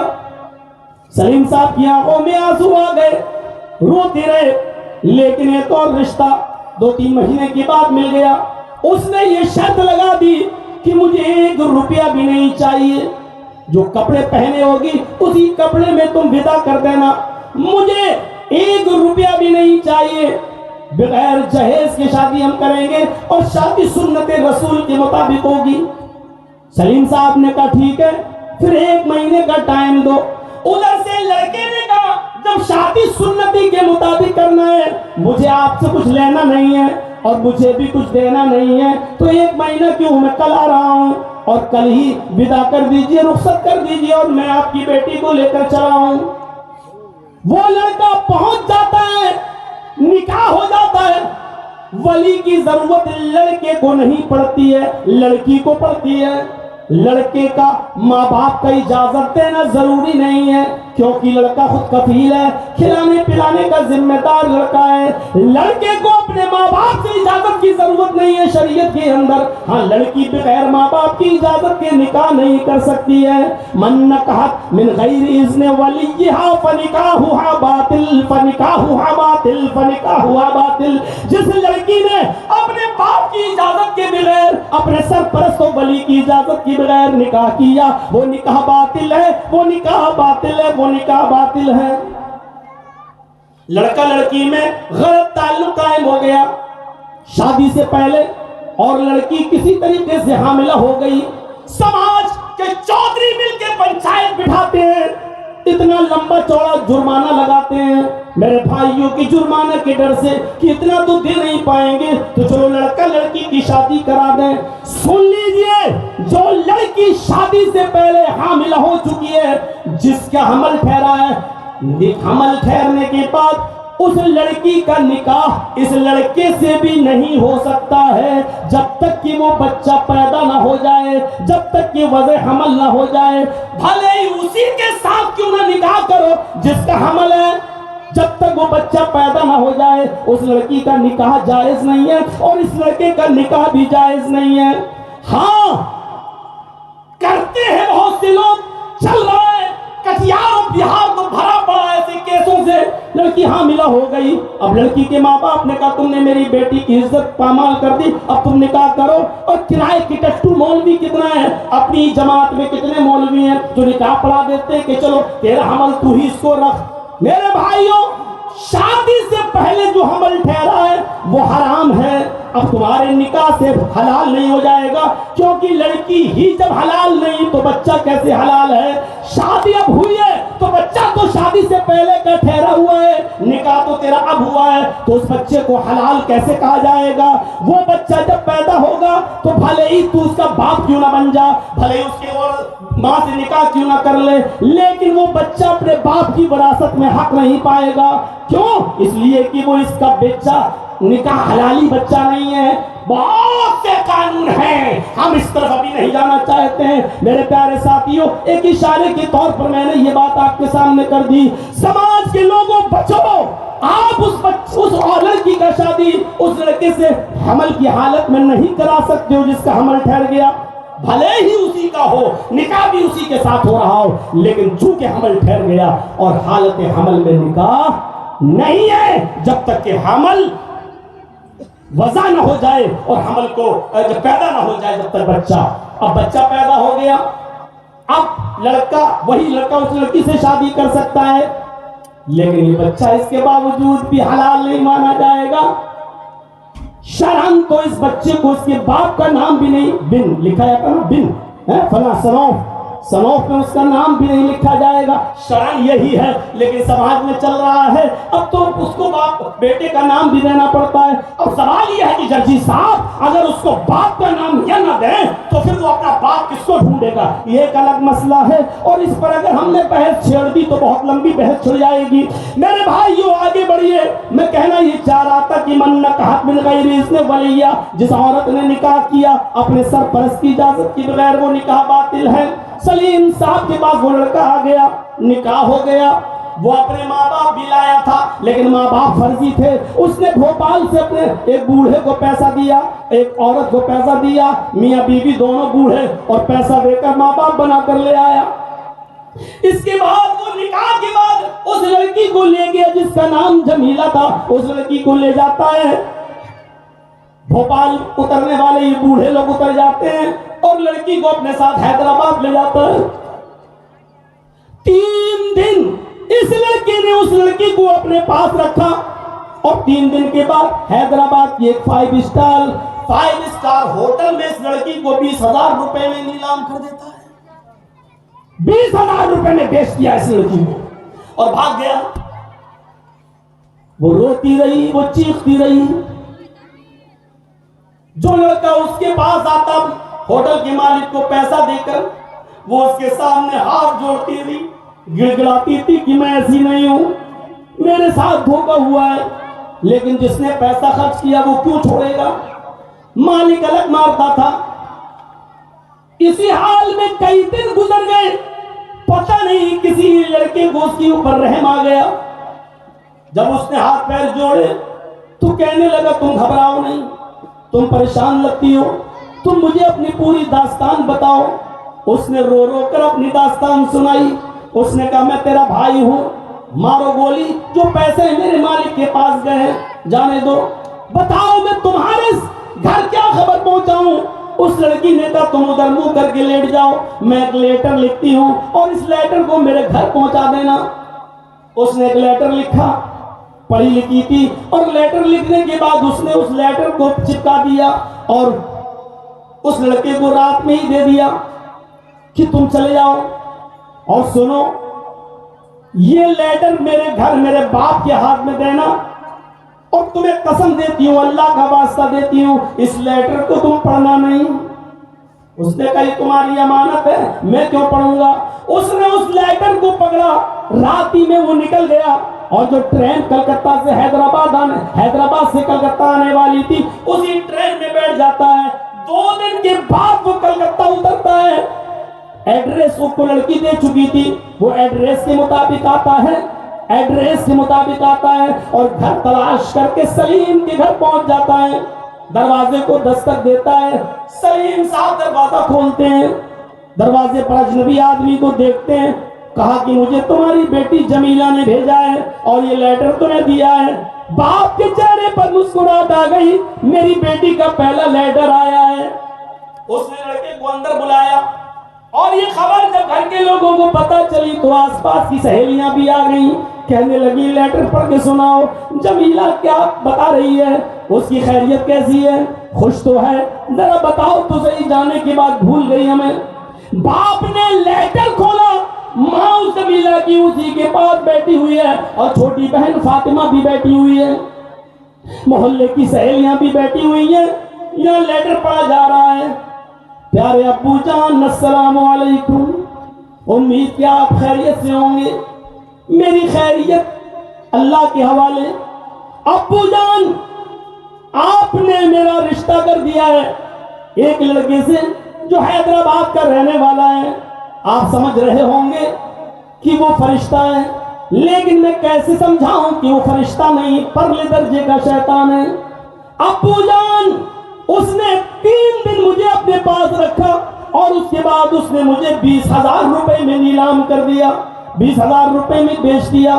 میری عزت چھلنی چھلنی ہو چکی ہے، میری عصمت دری ہو چکی ہے، مجھے بھوکے بھیڑیوں نے نوچ نوچ کے کھا لیا ہے۔ آئے میرے ابو جان، کیا میں آپ کے اوپر اتنی بڑی بوجھ بن گئی تھی کہ آپ لڑکے کی حقیقت بھی تلاش نہ کر سکیں؟ آپ ایک دن حیدرآباد میں آ کر لڑکی کی گھر و مکان اس کے ماں باپ کو بھی نہ جان سکیں؟ کیا میں اتنی بھاری ہو چکی تھی کہ آپ نے جیسی دین کا نام لیا اور اس کے ساتھ آپ نے میرا نکاح کرا دیا؟ اے ابو جان، اب میں اپنا کون سا چہرہ لے کر آپ کے پاس آؤں؟ میں اپنی سہیلیوں کو کون سا منہ دکھاؤں؟ میں اپنی چھوٹی بہن کے سامنے کون سا چہرہ لے کر آؤں؟ اے ابو، میں آپ کو بتانا بھی نہیں چاہتی تھی، لیکن لیٹر اس لیے لکھ رہی ہوں کیونکہ میں اپنی ایک چھوٹی بہن فاطمہ کو چھوڑ کے آئی ہوں، کل اس کی بھی شادی ہوگی۔ اے ابو، کہیں ایسا نہ ہو کہ جو دن مجھے دیکھنا پڑ رہا ہے کل اس کو بھی دیکھنا پڑے، اس لیے میری ایک نصیحت ہے۔ اے ابو جان، میں حکم دینے والی آپ کو کون ہوتی ہوں؟ اے ابو جان، ایک نصیحت میری مان لینا، چھوٹی بہن فاطمہ کے لیے آج سے ہی محنت کرنا شروع کر دو اور اتنا مال کما لو، اتنا مال کما لو۔ آگے والے جملے جو بتانے میں مجھے بھی بڑی شرم آتی ہے، لیکن شرم کس بات کی ہے؟ اس نے لکھا اتنا کما لو، اتنا کما لو کہ جب میری بہن فاطمہ کا رشتہ کوئی لے کر آئے تو وہ کتا جتنی ہڈیاں مانگے اس کتے کے سامنے اتنی ہڈیاں ڈال دینا تاکہ میری بہن کو وہ دن نہ دیکھنا پڑے جو مجھے دیکھنا پڑ رہا ہے۔ اے ابو جان، اب میں اپنی ناپاک شکل اپنے گاؤں میں لے کر نہیں آنا چاہتی۔ آپ کی بہن، آپ کی بدنصیب بیٹی جو آپ کی نہیں، ہاں اس میں جملہ بھی لکھا تھا، اے ابو جان، صبح کا سورج نکلنے سے پہلے میں نے اپنا پھانس پھندا دوپٹہ پنکھے میں لٹکا رکھا ہے اور صبح کا سورج نکلنے سے پہلے آپ کی بیٹی دنیا چھوڑ چکی ہوگی۔ مجھے معلوم ہے کہ خودکشی حرام ہے، لیکن میرا اللہ جانتا ہے ایسی دلدل میں ایسی زندگی گزارنے سے بہتر میرا مر جانا ہے۔ اے ابو جان، آخر میں آپ کی بیٹی جمیلہ بدنصیب جو آپ کی نہ ہو سکی اور اس نے ہمیشہ ہمیشہ کے لیے دم توڑ دیا، پھانسی کے پھندے پہ لٹک کر اس نے اپنی جان دے دی۔ کیا کہیں گے آپ؟ کون ذمہ دار ہے اس لڑکی کی خودکشی کا؟ سماج، سوسائٹی، جو سامان دکھا دکھا کر دیتے ہیں شادی کے موقع پر۔ غریب کی لڑکی جب اس شادی کے سامان کو دیکھتی ہے تو اس کی آہ نکلتی ہے، میرے ماں باپ اتنا سامان کہاں سے لائے؟ جتنی بھی لڑکیاں خودکشی کر کے جہیز نہ ہونے کی وجہ سے خودکشی کر رہی ہیں، ان لڑکیوں کے گناہ کے ساتھ ساتھ یہ گناہ ان امیروں کی کھوپڑی میں بھی ڈالا جائے گا جو اپنی بیٹیوں کی شادی میں لمبا چوڑا جہیز دکھا دکھا۔ کہاں ہے حالات؟ اس حد تک پہنچ چکے ہیں میرے بھائی۔ میں مل چکا ہوں سلیم صاحب سے، میں اچھی طریقے سے جانتا ہوں ایک باپ کا درد۔ پوچھو اس آدمی سے کیا گزرتی ہے۔ یہ تو واقعہ، اس واقعے کو بھی اپنے سامنے رکھیے۔ بہت بڑا ہندوستان کا شاعر جس کا نام تھا میر تقی میر، کیسا شاعر، طوطی بولتی تھی اس کی، کوئی بیٹا نہیں، صرف ایک بیٹی اس کی۔ اپنی بیٹی کی شادی کے لیے رشتہ ڈھونڈنے لگا، ایک رشتہ پسند بھی آ گیا. میر تقی میر نے اپنی بیٹی سے پوچھا. میر تقی میر کی بیٹی بھی راضی تھی. رشتہ طے ہو گیا. پورے 1 سال تک رشتہ لگا رہا. اور جب 1 مہینہ رہ گیا شادی میں تو لڑکے نے ایک لسٹ بھیج دی میر تقی میر کے پاس کہ مجھے یہ چاہیے, اگر آپ دے سکیں تو ٹھیک, ورنہ اپنی بیٹی کے لیے کہیں اور رشتہ دیکھ لو. میر تقی میر نے اس لیٹر کو پڑھا اور پڑھنے کے بعد سوچا تو اس نتیجے پہ پہنچے, لڑکا اچھا ہے, میری ایک ہی بیٹی ہے, چلو دکان بیچ دیتے ہیں, چلو گھر بھی بیچ دیتے ہیں, لڑکے کی فرمائش پوری کر دیتے ہیں. اب ہماری زندگی کے دن بھی کتنے رہ گئے ہیں, بیٹی کم سے کم خوش رہے گی. بیٹی کو نہیں بتایا, اور لڑکے کے لیے وہ ڈیمانڈ پوری کرنے کے لیے انہوں نے اپنی دکان بیچ دی, اپنا گھر بھی بیچ دیا اور بیچ کر پیسہ بھی لے لیا. لیکن جس کو اپنا گھر بیچا اس آدمی سے اتنا کہا کہ مجھے اپنی بیٹی کی شادی کے دن تک کے لیے وہ گھر میں رہنے دو, میری بیٹی کی شادی ہو جائے گی, رخصتی ہو جائے گی, اس کے بعد 2-4 دن کے بعد میں اور میری بیوی ہم دونوں اس گھر کو چھوڑ دیں گے اور کہیں رینٹ پہ, کہیں کرائے پہ رہ لیں گے, کہیں جھونپڑی میں رہ لیں گے. اس نے کہا ٹھیک ہے, ہم آپ کی بیٹی کی شادی کے 10 دن کے بعد آپ سے گھر خالی کرائیں گے, آپ تب تک رہیے. ادھر گھر کی قیمت مل گئی, ادھر دکان کی قیمت مل گئی, اور لڑکے نے جو ڈیمانڈ کی تھی وہ ساری کی ساری چیزیں آ گئی. ادھر وہ دن بھی آ گیا, شادی کی تاریخ بھی آ گئی, اور لڑکا بارات بھی لے کے آ گیا. ادھر نکاح بھی ہو گیا, کھانا بھی کھلا دیا گیا. اب آخری رسم پوری ہو رہی ہے. لڑکی کو لال رنگ کے جوڑے میں تیار کیا گیا, اس کو دلہن بنایا گیا. میرے بھائیوں, جب وہ لڑکی دلہن بن کے تیار ہوتی ہے, اور جب لڑکے کی بہنیں اور لڑکے کی خالہ جب اس لڑکی کو دلہن بنا کر گاڑی میں بٹھانے کے لیے لے جا رہی ہے, تب لڑکی اپنے باپ, اس کا بھائی تو تھا ہی نہیں, نہ اور بہنیں اپنے باپ کے گلے سے چپک کر روتی ہے, کبھی اپنی ماں سے گلے سے چپک کر روتی ہے. اور جیسے ہی وہ اپنے باپ کے گلے سے چپک کر روئی, باپ نے کہا بیٹی اس میں رونے کی کیا بات ہے, تم تو اچھے گھر میں جا رہی ہو, آرام سے رہو گی, میری بیٹی تمہیں نیا گھر مبارک ہو, میری بیٹی تمہیں سسرال مبارک ہو, اب تم جاؤ. اور تمہاری یہ ماں ہے, ارے لڑکے کی ماں, تمہاری ماں ابھی تمہیں لے کر گاڑی میں بیٹھے گی, یا لڑکے کی بہن تمہیں لے کر گاڑی میں بیٹھے گی, جاؤ اور سسرال کا خیال رکھنا, اپنے ساس سسر کا خیال رکھنا, شوہر کا خیال رکھنا. یہ کہہ کر اس نے اپنی بیٹی کو ودا کر دیا. روتے ہوئے اس نے اپنے باپ کے سینے سے اپنا سر ہٹایا, اور لڑکے کی بہن کے ساتھ یہ گاڑی میں بیٹھنے جانے لگی. اتنے میں اس کی ایک سہیلی آئی, وہ اپنی سہیلی کے گلے سے چپک کر رونے لگی. ہوتا ہے سہیلی, میری سہیلی, اب ہم اپنے سسرال جا رہے ہیں, تم یہاں رہو گی. وہ سہیلی اپنے گلے سے لگاتی ہے اور کان میں کہتی ہے, آئے میر تقی میر کی بیٹی, آئے میری دوست, آئے میری سہیلی, شادی تجھے آباد ہو, شادی تجھے مبارک ہو, تیرا گھر تو آباد ہو گیا لیکن تیرا باپ برباد ہو گیا. اس کے منہ سے بس اتنا نکلا, میری سہیلی تیرا گھر تو آباد ہو گیا لیکن تیرا باپ برباد ہو گیا.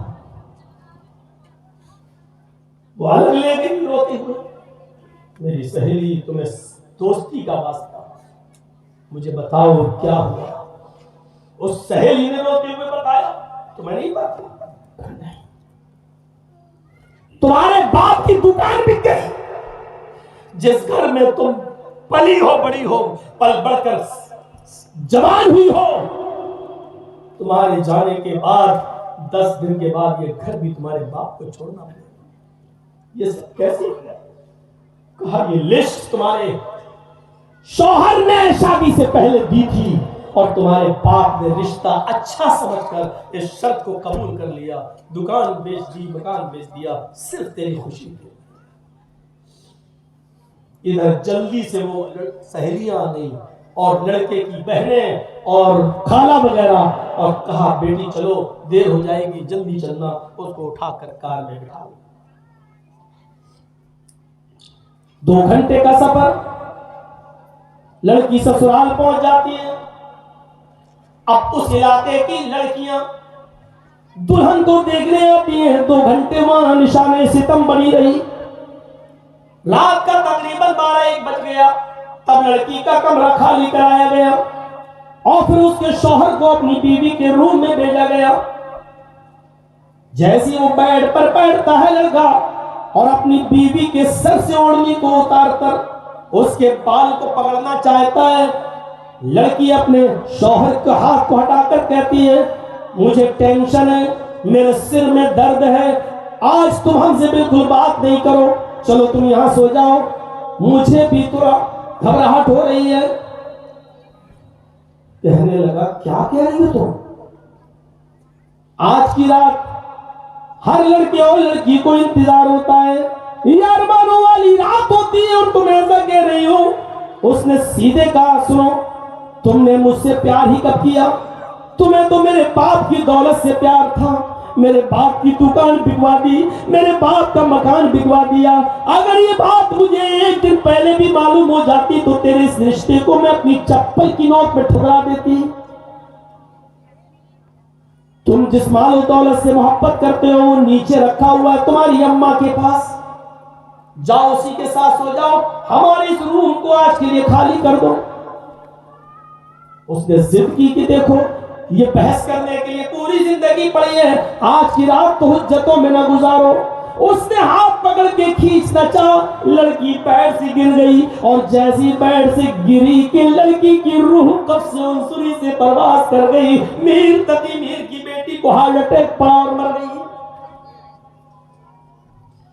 جنگل میں آگ کی طرح خبر پھیل جاتی ہے، ابھی ابھی آئی اور اس کا انتقال ہو گیا۔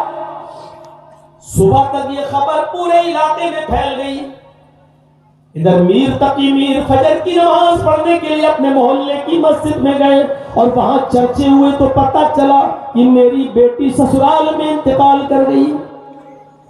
جب تک فجر کی نماز پوری ہوئی سسرال سے بھی کچھ لوگ آ گئے لڑکی کی اور میر تقی میر سے کہا آپ کی بیٹی کو ہارٹ اٹیک پڑا اور وہ ختم ہو گئی۔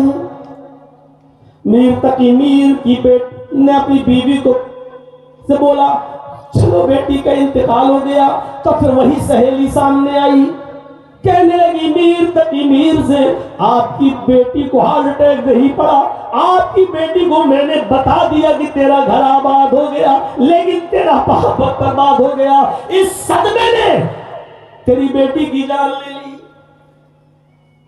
میر تقی میر اپنی بیوی کو لے کے جاتے ہیں، صبح کے 9 بج چکے ہیں، بیوی تو گھر کے اندر چلی گئی، میر تقی میر جا رہے ہیں، بیٹی کی سسرال توڑ کر روک دیا گیا، ابھی تمہاری بیٹی کو غسل دیا جا رہا ہے، ابھی تم اپنی بیٹی کو نہیں دیکھ سکتے۔ وہ باہر بیٹھ گئے، تھوڑی دیر کے بعد سفید رنگ کے کفن سے بیٹی کو لپیٹ دیا گیا، ناک میں کاٹن روئی لگا دی گئی اور پھر میر تقی میر کو خبر دی گئی آئیے اور اپنی بیٹی کی لاش کو دیکھ لو۔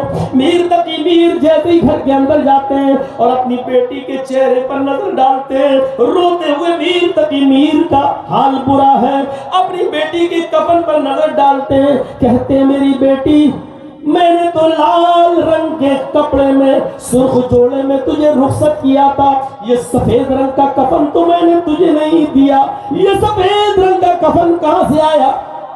میر تقی میر کا داماد کہتا ابو کیا بولے چلے آ رہے ہو؟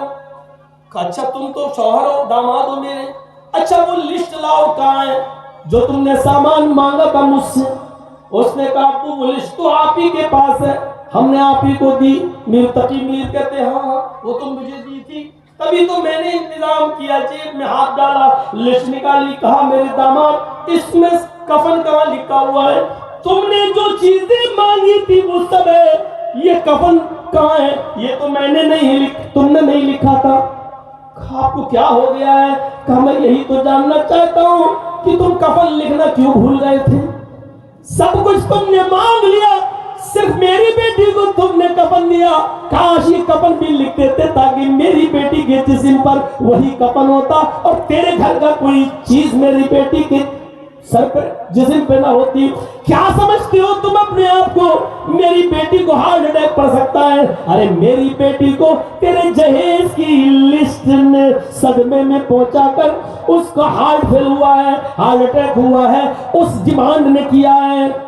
پھر اس نے اپنی بیٹی کے کفن کو پکڑا، ایسے سفید رنگ کے کفن کو، اور کہتا ہے میری بیٹی آج سے تیرے باپ کی شاعری ختم، آج کے بعد میں ایک بھی شعر نہیں پڑھوں گا، کسی منچ پہ نہیں جاؤں گا، آج کے بعد شاعری کو الوداع کہتا ہوں، لیکن آج آئے میری لخت جگر، آئے میری بیٹی، آج میں تیرے اس کفن کو پکڑ کر ایک شعر پڑھ رہا ہوں اور آخری شعر پڑھ رہا ہوں، اس آخری شعر کے بعد ہمارا کوئی شعر نہیں ہوگا، پوری زندگی کے لیے میں سنیاس لے لوں گا شعر و شاعری سے، پھر نہیں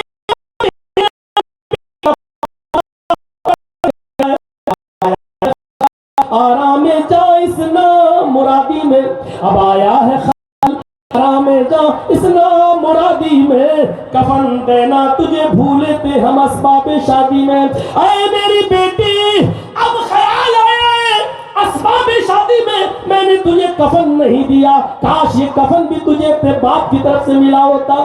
پھر اس نے کہا اے میرے داماد یہ کفن تو تم نے دیا ہٹاؤ، میں اپنی چادر لے کر آیا ہوں۔ اس نے جلدی سے اپنی بیٹی کو اپنی چادر اڑائی اور اس کا کفن اس کے منہ پہ مار دیا، پھر کہا اے میر تقی میر علی میرے داماد میری بیٹی تیرے قبرستان میں دفن نہیں ہوگی، میں اپنی بیٹی کی لاش کو اٹھاتا ہوں اور میں اپنی بیٹی کو اپنے قبرستان میں اپنے باپ دادا کے قبرستان میں دفن کروں گا، اس لیے کہ میری بیٹی کو تیرے جہیز کی ڈیمانڈ کے صدمے نے مارا ہے، میری بیٹی تیرے قبرستان میں دفن نہیں ہوگی۔ پھر وہ اپنی بیٹی کو جب اٹھانے لگا تو محلے والے کہنے لگے جانے دو، جو ہوا ہوا چھوڑو، اب جو قسمت میں تھا موت تو سب کو آنی جانی ہے۔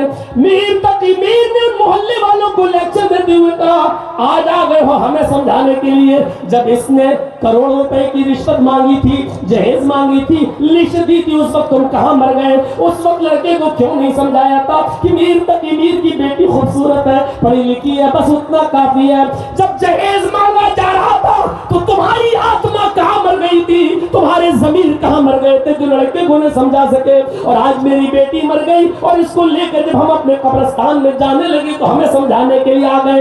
ہٹاؤ یہاں سے، نہ تمہاری مانتا ہوں نہ تمہارے باپ دادا کی، اور نہیں مانا میر تقی میر اپنی بیٹی کی لاش کو لے گیا اور اپنے آبائی قبرستان میں دفن کر دیا۔ کتنی جانیں جاتی ہیں جہیز نہ ہونے کی وجہ سے،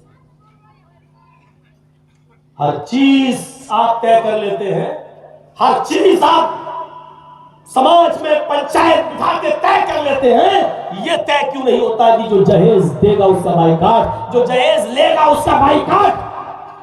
اس علاقے کے اس بستی کے مولوی یہ طے کیوں نہیں کرتے کہ جہاں جہیز لیا اور دیا جائے گا وہاں ہم نکاح پڑھانے کے لیے نہیں جائیں گے؟ یہ سب پنچایتوں میں طے کیوں نہیں ہوتا ہے؟ ابھی کوئی لڑکا لڑکی لے کے بھاگ جائے، ابھی پنچایت بیٹھ جائے گی اور اس کو اتنی سزا، اس کو اتنی سزا، ساری سزا لڑکے کو دی جاتی ہے، 5 لاکھ جرمانہ دو، تم لے کے بھاگے۔ ارے لڑکی کی مرضی نہ ہوتی تو لڑکا لے کے بھاگتا، لڑکی کی مرضی بھی بھاگنے میں شامل ہے، لیکن سزا صرف لڑکے کو دی جاتی ہے۔ 2 لاکھ 3 لاکھ 5 لاکھ کا جرمانہ، یہ کون سا فیصلہ ہے؟ اور ایسا فیصلہ جس پنچایت میں ہوتا ہے، قیامت کی طرح اللہ کی پنچایت میں آئے پنچایتیوں تمہیں گھسیٹا جائے گا، صرف لڑکے پر جرمانہ لگا کر لڑکی کو آزاد کر دیتے ہو۔ اللہ کے عذاب سے ڈرو، قیامت کے دن تم اس کے فیصلے سے نہیں بچ سکتے ہو۔ انصاف کرو تو صاف انصاف کرو۔ جب قرآن ہمیں یہ بتا رہا ہے کہ لڑکے اور لڑکی میں جب غلط کام ہوتا ہے تو اس میں لڑکی کی ذمہ داری زیادہ ہوتی ہے، جب لڑکا لڑکی ایک دوسرے کو لے کے بھاگتے ہیں تو اس میں لڑکی کا کردار زیادہ ہوتا ہے، تو آپ صرف لڑکے کو سزا دینے والے کون ہوتے ہو؟ جب قرآن نے یہ کہا ہے الزانیۃ والزانی فاجلدوا کل واحدۃ منہما میۃ جلدہ، زناکار لڑکی اور زناکار لڑکے دونوں کو 100 کوڑے مارو۔ پہلے لڑکی کا لفظ بعد میں لڑکے کا لفظ، پہلے لڑکی کے لیے کہا जिना करने वाली लड़की, बाद में कहा जिना करने वाला लड़का, दोनों को 100-100 कोड़े मारो। अगर शादीशुदा नहीं है तो, कुंवारे हैं तो 100-100 कोड़े मारो। कुरान ने ये बताकर हमें ये मैसेज दिया है कि जब भी गलत काम होगा तो लड़के से ज्यादा लड़की उसकी जिम्मेदार होगी। अगर लड़की न चाहे तो लड़का किसी लड़की के साथ जबरदस्ती कर ही नहीं सकता। अगर लड़की भागने पर तैयार न हो तो लड़का किसी लड़की को जबरदस्ती भगा नहीं सकता। इसलिए फैसला करो तो ईमानदारी के साथ फैसला करो, फैसला करो तो सच्चाई के साथ फैसला करो, फैसला करो तो कुरान और हदीस को सामने रखकर फैसला करो। और फैसला तो ऐसी चीज है कि अल्लाह ने कह दिया वला यजरिमन्नकुम शनानु कौमिन अला अल्ला तादिलू इअदिलू हुवा अक़रबु लित्तक़वा। अपने दुश्मन के साथ भी बैठा हो तो उसके साथ भी इंसाफ वाली बात कहो, और किसी कौम की दुश्मनी तुम्हें बेइंसाफी करने पर मजबूर न कर दे। इसलिए दुश्मनी मत देखो, ये मत देखो ये मेरा दुश्मन है और फैसला उसके खिलाफ कर दो। दुश्मन के साथ भी इंसाफ होना चाहिए। 12:08 हो चुके हैं, 1.5 घंटा काफी है मेरे भाइयों। कल इंशाअल्लाह कुछ ज्यादा वक्त ले लिया जाएगा आपका। हम अल्लाह से दुआ करते हैं कि अल्लाह आमीन हमें दीन की आसानियों से फायदा उठाने की तौफीक अता फरमा। बारिल्लाह हमारे गुनाहों को माफ फरमा दे। हमारे समाज में सबको मिल बैठकर शरीयत के बारे में सोचने की तौफीक अता फरमा। अल्लाह आमीन हमारी बच्चियों की बहनों की शादियों में आसानियां पैदा फरमा दे। जिनको दीनदार रिश्ते नहीं मिल रहे हैं अल्लाह लड़कों को दीनदार लड़कियां और हमारी बेटियों को दीनदार लड़के अता फरमा दे। अल्लाह शादियों में आसानियां पैदा फरमा दे। जब तक तू हमें जिंदा इस्लाम पे जिंदा रखना, और जब हमारा खात्मा हो तो ईमान पर खात्मा फरमाना। वमा अलैना इल्लल बलागुल मुबीन व आखिरु दावाना अल्हम्दुलिल्लाहि रब्बिल आलमीन।